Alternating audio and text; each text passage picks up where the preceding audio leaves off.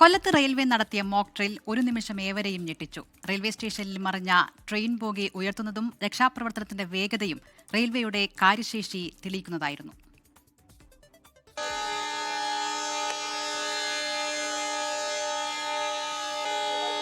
കൊല്ലം railway സ്റ്റേഷന് രണ്ടാം ഗേറ്റിന് സമീപം രാവിലെ 8:30യോടെയാണ് മോക്ക് ഡ്രിൽ ആരംഭിച്ചത്.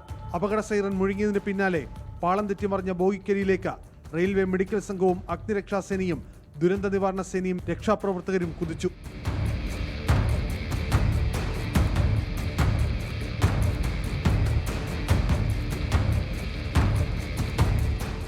യാത്രക്കാരെ പുറത്തിറക്കാനും അടിയന്തര വൈദ്യസഹായം നൽകാനുമായി രക്ഷാപ്രവർത്തകർ ഓടിയെത്തി.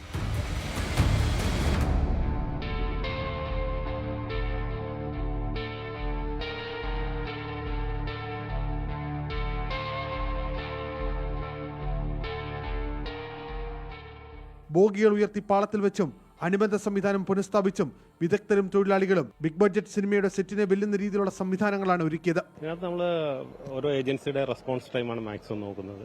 എത്ര ടൈമിൽ അവർ വരുന്നു, എങ്ങനെ റെസ്പോണ്ട് ചെയ്യുന്നു, എങ്ങനെയാണ് അവർ അവരുടെ പ്രവർത്തനങ്ങളൊക്കെ എങ്ങനെയാണ് ചെയ്യുന്നത്, ഒരു അവബോധം സൃഷ്ടിക്കുക എന്നുള്ളതാണ്. അവർ എത്ര ഫാസ്റ്റായിട്ട് റെസ്പോണ്ട് ചെയ്യുന്നു എന്നുള്ളതാണ് നമ്മൾ കൂടുതലായിട്ട് നോക്കുന്നത്.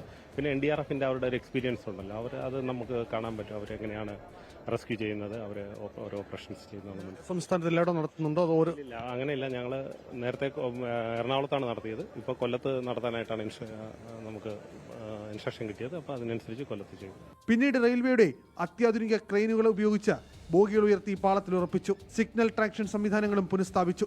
മോക്ക് ഡ്രില്ലിൽ വിവിധ വിഭാഗങ്ങളിലെ ഉന്നത ഉദ്യോഗസ്ഥരും ജീവനക്കാരും തൊഴിലാളികളും ഉൾപ്പെടെ 500ഓളം ഉദ്യോഗസ്ഥരാണ് പങ്കെടുത്തത്. 24 കൊല്ലം.